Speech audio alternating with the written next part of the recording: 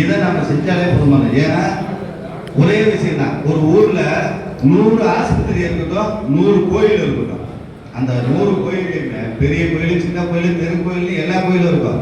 அதே மாதிரி ஆஸ்பத்திரி, கிளினிக் முதல்கொண்டு எல்லா பெரிய ஆஸ்பத்திரி இருக்கும். எல்லா இடத்துக்கும் போகத்தான் செய்வாங்க.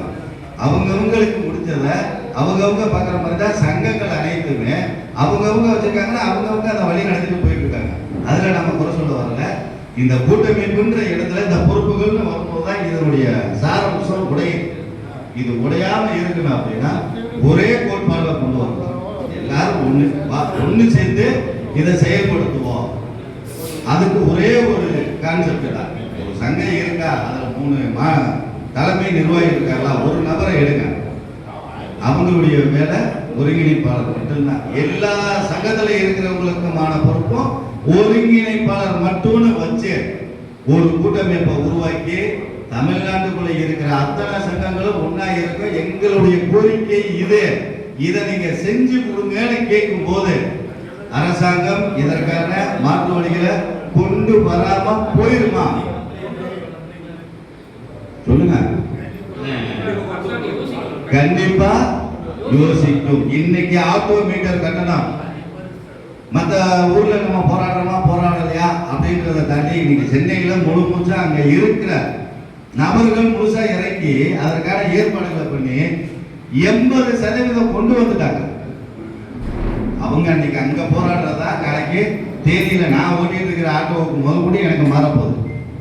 நான் போய் சென்னையில போராடல. ஆனா ஏன் தரப்புல இருந்து நான் என்ன செய்யணுமோ அதை மெயில் வழியாகவும் லெட்டர் வழியாகவும் அந்த வேலைகளை நான் பார்த்துட்டே இருக்கேன். நேரடியாக போய் நான் களத்தில் இறங்கல. ஏன்னா களத்தில் இருக்கும்போது நம்மளே போய் குட்டையை கிளப்பக்கூடாது, சிறப்பாக போயிட்டு போகக்கூடாது.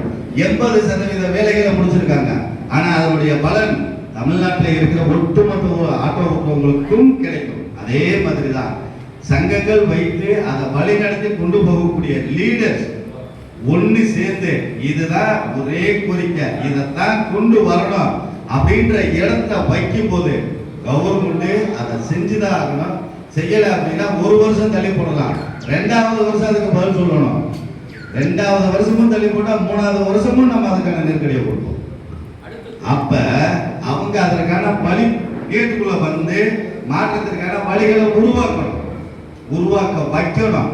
அப்படி செய்யும் போதுதான் இன்னைக்கு நாம இருந்து நம்ம இனத்துக்காக செய்யணும்னு ஒரு செயல்பாட்டை எடுத்து நடத்தி கொண்டு போய் அதை முடிச்சோன்ற மன நிறைவோட இந்த மண்ணில இருந்து கண்ண மூடி நம்ம மேல போக முடியும். பாதியிலேயே இன்னைக்கு ஏகப்பட்ட பேர் நமக்கு முன்னாடி நிறைய பேர் சங்க ஆரம்பிச்சு அவங்களால புரிஞ்சதெல்லாம் செஞ்சாங்க. இன்னைக்கு அவங்க பேராவது நமக்கு தெரியுமா? ஏன்னா 54ல இருந்தே டிரைவர் சங்கம் இருக்கு. இதுல இன்னொரு விஷயம் என்னன்னா, ஒரு பெரியவர் என்ன பேசினாரு, அவர் வயசு 98. சென்னையில ஓட்டுநர்களுக்குன்னு குடியிருப்பே கொடுத்திருக்காங்க. அன்னைக்கு டிரைவர்களுக்குன்னு குடியிருப்பே இருந்திருக்கு. அவர் சொல்றாரு, எங்க சங்கத்துல அன்னைக்கு இருந்தப்ப நாங்க போராடி வாங்கினோம் அமைச்சர்கிட்ட அப்படின்னு. அவர் பேசின காலத்துல நான் வச்சிருக்கேன். அவர் நான் சென்னை போகும்போது நேரில் சந்திச்சு அதனுடைய வழிமுறைகள் என்னன்னு தெரிஞ்சுக்கிறதுக்காக உட்காந்துருக்கேன். அப்ப அன்னைக்கே ஆரம்பிச்சிருக்கு டிரைவர்களுக்காக சொல்லி குரல் கொடுக்கறதுக்கு. நமக்கு முன்னாடியே பல பேர் இந்த வேலைகளை பார்த்துருக்காங்க. ஆனாலும் இன்னைக்கு நாம 2026 கஷ்டப்பட்டு இருக்கோம். அப்ப அவங்க எடுத்த காலகட்டங்கள்ல இன்னைக்கு இருக்கிற மாதிரி சோசியல் மீடியா கிடையாது. அவங்க பூரா நேர்ல தான் பேசியிருக்க முடியும். அவங்க காலத்துல அது முடியாம போச்சு. ஆனா இன்னைக்கு நம்ம கிட்ட சோசியல் மீடியா இருக்கு. ஒரு விஷயத்தை ஒரு செகண்ட்ல கொண்டு போய் ஒரு ஓட்டுநர்கிட்ட சேர்க்க முடிகிற அளவுக்கு டெக்னாலஜி இருக்கு. அப்ப நம்ம இந்த தலைமுறையில எடுக்கும் போது நம்ம கண்ணை மூடுறதுக்குள்ளேயாவது நமக்கு பின்னாடி வரக்கூடிய தலைமுறைக்கு ஒரு வாழ்வான கட்ட